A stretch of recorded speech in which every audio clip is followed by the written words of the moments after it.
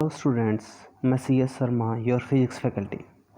अपन electric potential पढ़ रहे थे। इलेक्ट्रिक पोटेंशियल में अपन ने अभी तक पोटेंशियल एनर्जी के बारे में पढ़ लिया, इलेक्ट्रिक पोटेंशियल के बारे में पढ़ लिया और electric potential due to dipole पढ़ चुके हैं।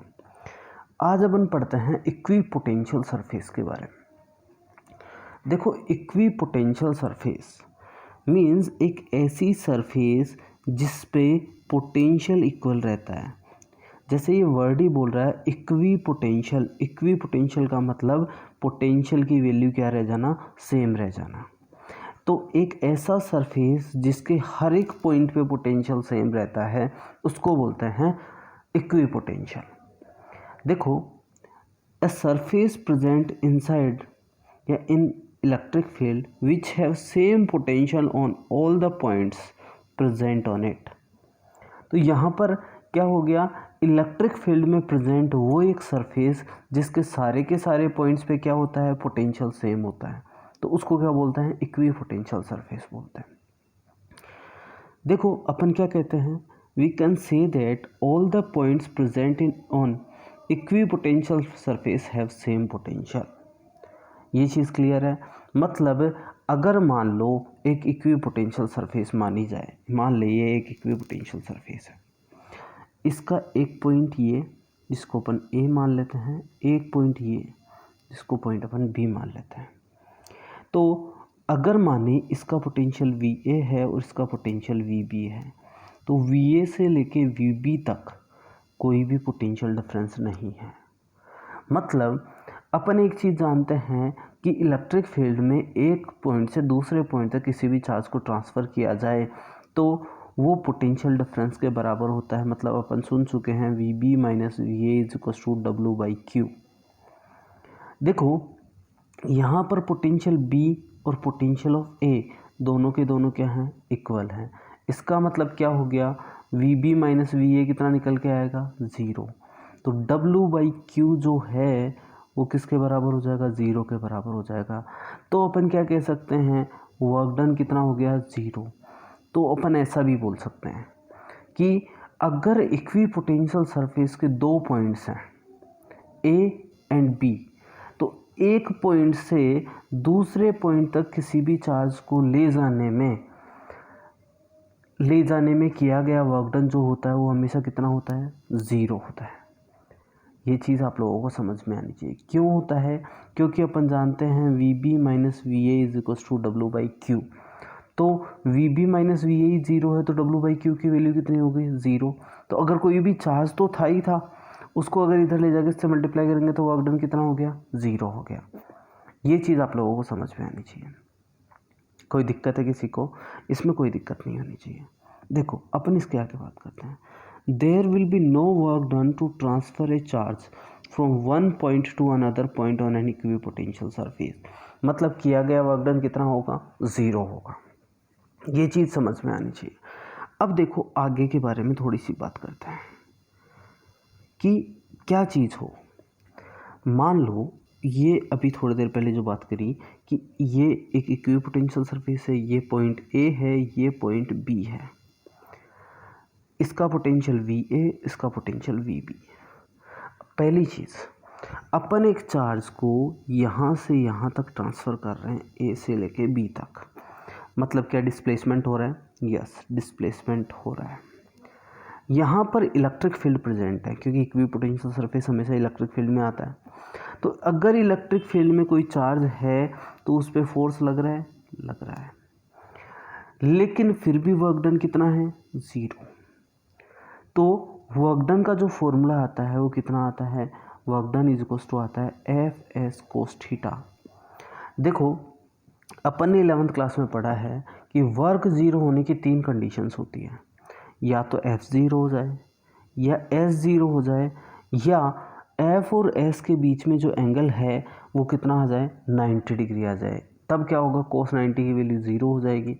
इसका मतलब यहाँ पे फोर्स भी है, डिस्प्लेसमेंट भी हो रहा है, लेकिन यहाँ पर तीसरी चीज़ पॉसिबिलिटी यही है कि यहाँ पर थीटा कितना होना चाहिए, 90 डिग्री होना चाहिए। देखो, फोर्स किसकी वजह से लग रहा था, इलेक्ट्रिक फील्ड की वजह से। मतलब अपन क्या कह सकते हैं कि इलेक्ट्रिक फील्ड जो है वो हमेशा परपेंडिकुलर होना चाहिए इक्विपोटेंशियल सरफेस के साथ में। तो इक्विपोटेंशियल सरफेस की property, it is always perpendicular to the electric field intensity. ये चीज़ तुम लोगों को समझ में आनी चाहिए। ठीक है, अपन देखते हैं इसमें। This is only possible when electric field is perpendicular to equipotential surface. क्योंकि इलेक्ट्रिक फील्ड अगर परपेंडिकुलर होगा सरफेस के तो एफ एस कोस 90 हो जाएगा और वर्क डन कितना आ जाएगा, 0 हो जाएगा। ये चीज़ समझ में आ जानी चाहिए। क्लियर है? ठीक है, नेक्स्ट अगर अपन बात करें,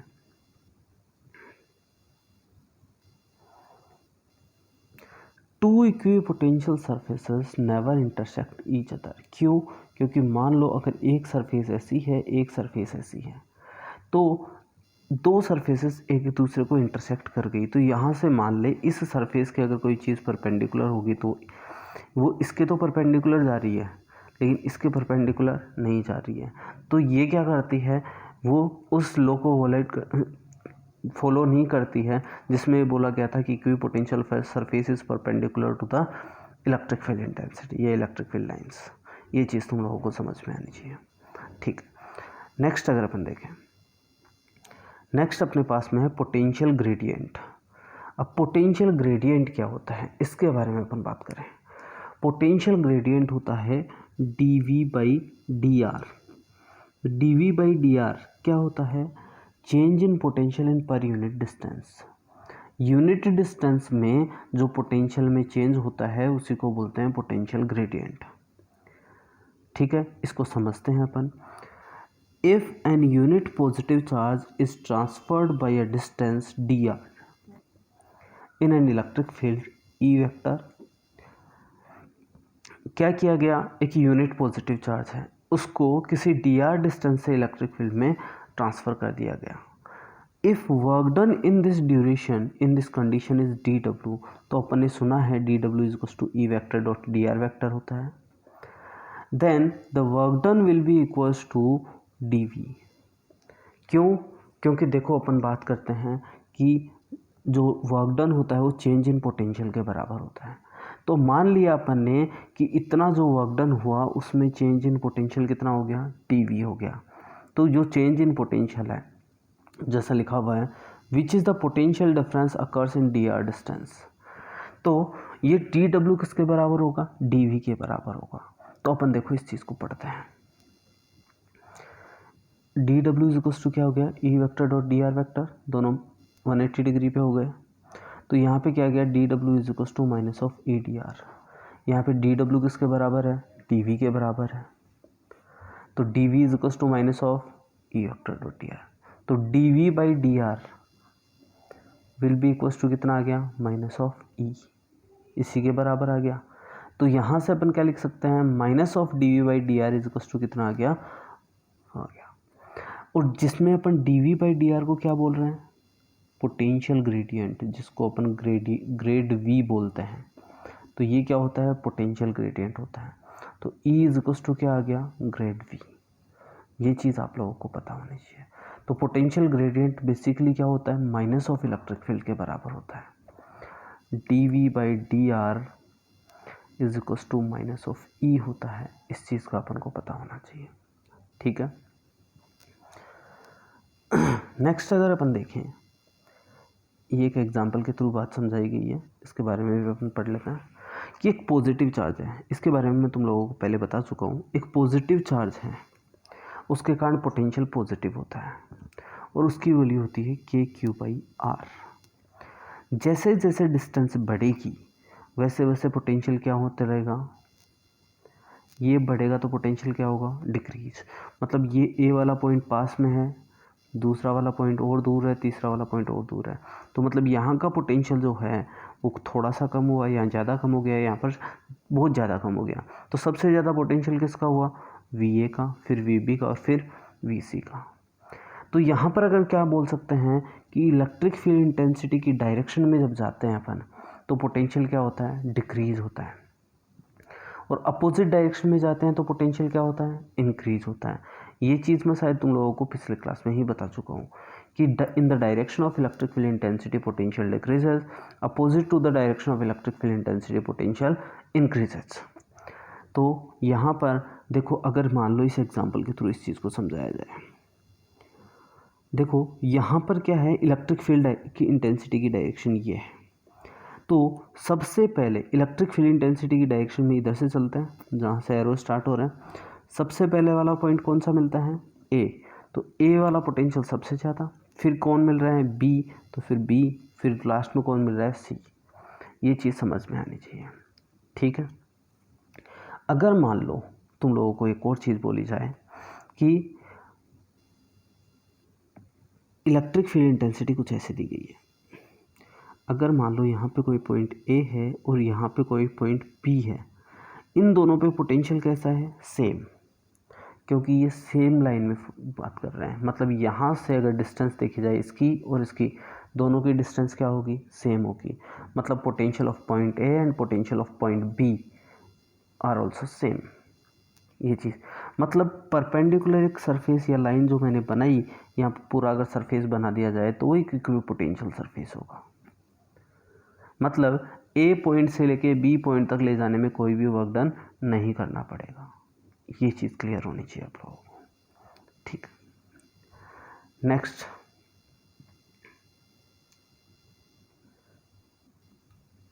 calculation of electric potential due to different bodies. अब जैसे अपन electric field intensity find out करी थी अलग अलग बॉडीज़ के कारण, वैसे अपन किसके बारे में बात करेंगे, इलेक्ट्रिक पोटेंशियल के बारे में बात करेंगे अलग अलग बॉडीज़ के कारण। सबसे पहली चीज़, इलेक्ट्रिक पोटेंशियल निकालते कैसे। इलेक्ट्रिक पोटेंशियल निकालने का जो बेसिक तरीका अपन ने पढ़ा कि एक चार्ज जिसकी वैल्यू +1 कूलम है, उसको इन्फिनिटी से इलेक्ट्रिक फील्ड के किसी भी पॉइंट तक P तक लाने में जो वर्क डन करना पड़ेगा अगेंस्ट द इलेक्ट्रोस्टैटिक फोर्स, उसी को अपन क्या बोलेंगे, उस पॉइंट का पोटेंशियल बोलेंगे। यही मेथड अपन यहाँ भी यूज़ करेंगे, ठीक है। सबसे पहले अपन बात करते हैं electric potential due to a conducting sphere या होलो स्फीयर जो है। We have to calculate electric potential due to a conducting sphere. Conducting sphere क्या होता है, जिसके केवल सरफेस पे ही चार्ज होता है, अंदर की तरफ कोई भी चार्ज प्रेजेंट नहीं होता है, of radius r which have a charge q on its surface, ठीक है। अब अपन क्या कर सकते हैं, 3 पोजीशंस हो सकती हैं। जैसे इलेक्ट्रिक फील्ड इंटेंसिटी निकालने की 3 पोजीशन थी, वैसे यहाँ पर भी 3 पोजीशंस हो सकती हैं। On the following 3 points, 3 points हो सकते हैं। पहला वाला आउटसाइड, दूसरा सरफेस पे, तीसरा इनसाइड। 3 पॉइंट्स हो सकते हैं। 3 पॉइंट्स पे अपन पोटेंशियल निकाल सकते हैं। देखते हैं अपन पहला वाला पोटेंशियल कैसे निकालें। Potential on desired point is always equals to the work done against the electrostatic force to transfer the test charge from या test charge unit positive charge from infinity to that point. अपन क्या करेंगे, infinity पे कोई भी charge present होगा उसको slowly transfer करते हुए कहाँ पर लेके आएंगे, डिजायर्ड पॉइंट पर लेके आएंगे। और इस ड्यूरेशन में अपने पास अपन ने इलेक्ट्रोस्टैटिक फोर्स के अगेंस्ट जो भी वर्क किया होगा वही उस पॉइंट का पोटेंशियल होगा, ठीक है। सबसे पहला पॉइंट है अपने पास में when the point is outside the surface. पहला वाला कहाँ पर है, आउटसाइड द सरफेस। देखो इसके लिए अपन को एक चीज़ की नॉलेज होना ज़रूरी है कि इलेक्ट्रिक फील्ड इंटेंसिटी कैसी होती है। देखो आउटसाइड द सरफेस, यहाँ से लेके यहाँ तक इलेक्ट्रिक फील्ड इंटेंसिटी का एक ही फॉर्मूला काम में आ रहा था, KQ/R²। मतलब यहाँ से यहाँ तक इलेक्ट्रिक फील्ड इंटेंसिटी एक ही तरीके का वेरिएशन दिखा रही थी। मतलब अपन को वर्क डन एक ही बार में मिल जाएगा। अगर वो अलग अलग वेरिएशन दिखाएगी तो अपन को अलग अलग पार्ट में जहाँ पर जैसा वेरिएशन होगा उसके साथ में उसी तरीके का काम करना पड़ेगा। आगे जाके अपन इसके बारे में भी देखेंगे। देखो if the desired point P is at R distance from the centre of sphere, मतलब ये जो पॉइंट P है वो इसके सेंटर से कितने डिस्टेंस पे हो जाए, R डिस्टेंस पे, जो उसकी रेडियस से क्या हो, ज़्यादा हो। तो अपन क्या करेंगे, इनफाइनाइट पे कोई भी इनिशियली जो रखा हुआ कौन सा चार्ज है, 1 कूलम चार्ज है, तो इनिशियली रखा हुआ है तो v एट इनफाइनाइट कितना हो जाएगा 0, मतलब यहाँ पर इसका पोटेंशियल कितना है 0 है। अपन इसको यहाँ से लेके यहाँ तक क्या करेंगे, लेकर आएंगे और वर्क डन कैलकुलेट करेंगे। वर्क डन अपन ने पहले भी कैलकुलेट किया है, उसका तरीका अपन जानते हैं किस तरीके से वर्क डन कैलकुलेट करते हैं। If work done to transfer a unit positive charge by a small distance dr is dw, तो dw इज टू कितना हो गया e dr, e dot dr, देखो इलेक्ट्रिक फील्ड इंटेंसिटी इस तरफ होगी और dr जो होगा वो इस तरफ होगा, मतलब दोनों अपोजिट डायरेक्शन में होंगे, तो यहाँ पर क्या आ जाएगा cos 180 डिग्री, और cos 180 की वैल्यू कितनी होती है 1, तो यहाँ पर इसको cos 180 डिग्री की वैल्यू -1 होती है, तो यहाँ पर जैसे ही इसको इसमें कन्वर्ट करेंगे तो यहाँ पर कौन सा साइन आ जाएगा, माइनस का साइन आ जाएगा। क्यों, क्योंकि इलेक्ट्रिक फील्ड इंटेंसिटी और डी आर अपोजिट डायरेक्शन में है, अपोजिट डायरेक्शन में होंगे तो cos 180 आएगा, और cos 180 आएगा तो क्या आ जाएगा -1 आ जाएगा। यहाँ पर अपन बात कर सकते हैं। तो टोटल वर्क डन देखें तो क्या हो जाएगा, integration of D W minus of E D are, कहाँ से कहाँ तक, इन्फिनिटी से लेके आर तक, कितना आ गया ई डी आर आ गया। ये चीज़ समझ में आ जानी चाहिए आपको। अब देखते हैं अपन माइनस ई की वैल्यू कितनी है, K Q upon R square, क्योंकि आउटसाइड द स्पेयर जो होता है वो K Q upon R square ही होता है, K Q upon R square into D R, ये चीज़ आ रही है। यहाँ पर के क्यू जो आ जाएगा वो बाहर आ जाएगा, 1 upon R square into D R, तो 1 upon R square into D R आएगा, तो 1 अपॉन आर स्क्वायर को अगर मैं इंटीग्रेट करूँगा तो कितना आ जाएगा -1 अपॉन आर, -1 अपॉन आर आया इन्फिनिटी से लेके आर तक, ये माइनस माइनस क्या हो गया, प्लस हो गया, बचा क्या, upper limit minus lower limit, 1 upon infinity कितना हो जाएगा 0, तो क्या बच जाएगा, work done will be equal to K Q by R, और यही वर्क डन किसके बराबर आ जाएगा, पोटेंशियल के बराबर आ जाएगा, तो potential at point P will be equal to K Q by R, तो अपन क्या कह सकते हैं, V out will be equal to K Q by R, ये चीज़ तुम लोगों को समझ में आ जानी चाहिए, ठीक है। नेक्स्ट अपन बात करते हैं, when the point P is on the surface, means इस टाइम पे वो डिस्टेंस कितनी होगी, स्मॉल आर की वैल्यू जो है वो किसके बराबर आ जाएगी, कैपिटल आर या रेडियस के बराबर आ जाएगी। तो वही वाली चीज़ है, केवल और केवल किस में चेंज होगा, सरफेस तक इलेक्ट्रिक फील्ड इंटेंसिटी वही रहती है, केवल और केवल स्मॉल आर की जगह क्या आ जाएगा, कैपिटल आर आ जाएगा। इसका मतलब यहाँ तक वर्क डन कितना आएगा, के क्यू अपॉन कैपिटल आर, तो पोटेंशियल एट सरफेस कितना हो जाएगा, पोटेंशियल एट सरफेस जो आएगा वो कितना आ जाएगा, के क्यू बाई कैपिटल आर, मतलब वी एट सरफेस जो आएगा वो K Q upon capital are आ जाएगा। ये चीज़ भी तुम लोगों को समझ में आ जानी चाहिए, ठीक है। नेक्स्ट अब देखो तीसरा, ये इम्पोर्टेंट है, ये इम्पोर्टेंट क्यों है उसके बारे में सबसे पहले बात करेंगे अपन, कैसे इम्पोर्टेंट है ये। When the point P is inside the surface, small R की वैल्यू क्या है, कैपिटल आर। देखो अब यहाँ पर क्या चीज़ हो जाती है, यहाँ पर इन्फिनिटी से लेके इसके सरफेस तक इलेक्ट्रिक फील्ड इंटेंसिटी का फॉर्मूला काम में आता है K Q upon R square, और अंदर इलेक्ट्रिक फील्ड इंटेंसिटी हो जाती है 0, मतलब बाहर इलेक्ट्रिक फील्ड इंटेंसिटी अलग है और अंदर इलेक्ट्रिक फील्ड इंटेंसिटी क्या है, अलग है। इसका मतलब बाहर अलग तरीके का फोर्स लगेगा और अंदर कोई फोर्स है ही नहीं। इसका मतलब क्या है कि बाहर का वर्क डन अलग निकाला जाएगा और अंदर का वर्क डन क्या होगा, अलग निकाला जाएगा। पहली चीज़ ये समझ में आनी चाहिए तुम लोगों को, वर्क डन 2 पार्ट में निकलेगा, आउटसाइड का अलग, इनसाइड का अलग। आउटसाइड का अलग और इनसाइड का अलग क्यों, क्योंकि बाहर की तरफ इलेक्ट्रिक फील्ड इंटेंसिटी अलग है। बाहर की तरफ इलेक्ट्रिक फील्ड इंटेंसिटी अलग क्यों है, अलग होने का कारण या अलग होने के कारण क्या फ़र्क पड़ेगा कि बाहर की तरफ अलग फोर्स लगेगा, अंदर की तरफ अलग फोर्स लगेगा। अंदर की तरफ इलेक्ट्रिक फील्ड इंटेंसिटी होने के कारण फोर्स कितना हो जाएगा, 0। लेकिन अगर अंदर कोई डिफरेंट इलेक्ट्रिक फील्ड इंटेंसिटी होती तो अलग फोर्स लगता। तो इलेक्ट्रिक फील्ड इंटेंसिटी अलग होने के कारण फोर्स अलग लगेगा, तो वर्क डन अलग अलग काउंट होंगे। ये चीज़ तुम लोगों को क्लियर होनी चाहिए कि अगर कहीं पर इलेक्ट्रिक फील्ड इंटेंसिटीज अलग हो जाती हैं तो वर्क डन अलग अलग निकालेंगे। जहाँ तक उस लिमिट में जहाँ तक इलेक्ट्रिक फील्ड इंटेंसिटी सेम है, एक वर्क डन, दूसरे निकालेंगे दूसरा work done, total work done निकालने के लिए उन दोनों को अपन क्या कर देंगे, ऐड कर देंगे। ये चीज़ तुम लोगों को पता होनी चाहिए। देखिए when the desired point P is inside the surface of sphere, then electric field intensity outside the sphere and inside the sphere are different. Electric field intensity is outside और inside क्या है, different है। So total work done in is calculating in two parts। मतलब कितने parts में calculate की जाएगी, दो पार्ट्स में। देखो इन्फिनिटी से लेके उसके सरफेस तक इलेक्ट्रिक फील्ड इंटेंसिटी एक है, उसके सरफेस से लेके जो डिजायर्ड पॉइंट है वहाँ तक दूसरी है।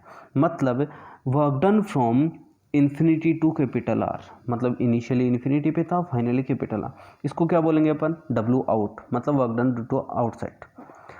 और डब्ल्यू इन जो है वो कहाँ से कहाँ तक होगा, कैपिटल आर से लेके स्मॉल आर तक, जिसको अपन क्या बोलेंगे, W in.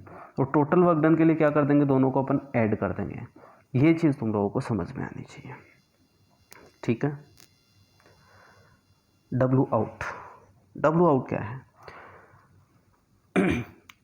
It is the work done to transfer the unit positive charge from infinity to the surface of sphere which is equals to K Q by R, जिसको अपन ने निकाला हुआ है। मतलब इन्फिनिटी से लेके सरफेस तक लाने में जो वर्क डन होता है वो कितना आता है, K Q upon capital are आता है, जो अपन ने निकाला हुआ है। तो W out will be equals to K Q by R. ये चीज़ तुम लोगों को समझ में आनी चाहिए। दूसरा आता है W in, it is the work done to transfer the unit positive charge from the surface of sphere to the desired point. मतलब है उसके सरफेस से लेके डिजायर्ड पॉइंट तक, कि मान लो ये सरफेस से उससे ये डिजायर्ड पॉइंट जो है यहाँ तक लाने में वर्क डन, लेकिन अंदर इलेक्ट्रिक फील्ड इंटेंसिटी कितनी है, 0। तो W in is equals to क्या हो गया, E vector dot D R vector minus of E D R लिखा जा सकता है। ई बाहर आ जाएगा तो ई की वैल्यू कितनी है, 0 होने से वर्क डन डब्ल्यू इन कितना हो गया, 0 हो गया। ये चीज़ तुम लोगों को समझ में आनी चाहिए। तो डब्ल्यू इन कितना है, 0। अब देखो अपन टोटल देखें, टोटल वर्क डन कितना आ गया इन्फिनिटी से लेके पी पॉइंट तक, वो कितना, W out plus W in. तो डब्ल्यू आउट तो कितना है, K Q by are, W in कितना है, 0।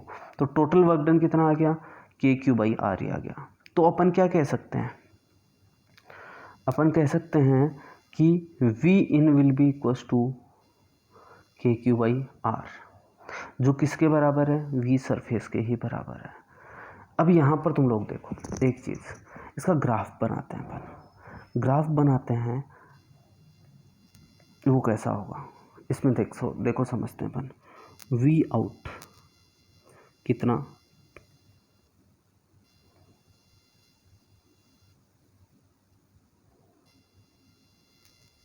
के Q by R, V surface K Q upon capital R, V in K Q upon capital R. मतलब सरफेस पे और इनसाइड द स्फीयर कितना होगा, इक्वल होगा, और बाहर क्या होगा, के क्यू बाई स्मॉल आर। मतलब बाहर वाला तो आर के साथ में क्या हो रहा है, चेंज हो रहा है, लेकिन इनसाइड देखो के क्यू और आर तीनों की तीनों चीज़ें क्या है, कांस्टेंट है। मतलब ये तीनों चीज़ें जो हैं के क्यू बाई आर जो है वो कांस्टेंट है। इसका मतलब क्या है कि इनसाइड क्या रहेगा, कांस्टेंट रहेगा, और बाहर 1/r के बेसिस पे वो क्या होता रहेगा, कम होता रहेगा। इसका एक काम है, देखो क्या है, जैसे तुम लोगों को ये बोला जाए, क्वेश्चन कैसे पूछा जाएगा वो बात करते हैं, कि अगर ऐसा पूछा जाए कि एक स्फीयर है, होलो स्फीयर है जिसकी रेडियस 20 मीटर है, उसके सेंटर से 10 मीटर पे कोई भी पॉइंट ए है और 15 मीटर पे कोई भी पॉइंट बी है, जो अलग अलग डायरेक्शंस में है। किसी भी चार्ज को पॉइंट ए से लेके पॉइंट बी तक ट्रांसफ़र करने में किया हुआ वर्क डन कितना होगा। तो अपन जानते हैं work done will be equal to होता है V B minus V A is equal to W by Q. लेकिन अपन को एक चीज़ पता होनी चाहिए कि अंदर कहीं पर भी कोई भी पॉइंट हो उसका पोटेंशियल हमेशा सेम रहता है। अंदर का पोटेंशियल कितना होता है K Q by capital R, जो सरफेस के बराबर है। तो यहाँ पे वी बी और वी ए जो हैं वो दोनों के दोनों क्या हैं, सेम है। तो V B minus V A कितना हो गया, 0। तो work done will be equal to कितना आ गया, 0। इस तरीके भी कई बार क्वेश्चन पूछे जाते हैं जो तुम लोगों को पता होना चाहिए।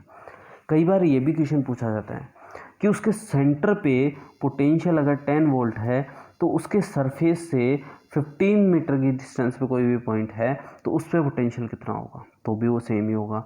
अगर वो बोले उसके सरफेस पे कितना होगा तो भी वही सेम ही होगा। तो ये चीज़ तुम लोगों को आनी चाहिए, ये चीज़ समझ में आ चुकी होगी आई थिंक। अपन अगले लेक्चर में इलेक्ट्रिक पोटेंशियल पढ़ेंगे due to a non conducting sphere, मतलब जिसके अंदर की तरफ भी चार्ज फ्लो, अंदर की तरफ भी चार्ज होगा, पूरे के पूरे वॉल्यूम में चार्ज होगा। तो अपन उसके बारे में अगले लेक्चर में पढ़ेंगे। इस लेक्चर में अपन इतना ही पढ़ेंगे। Thank you.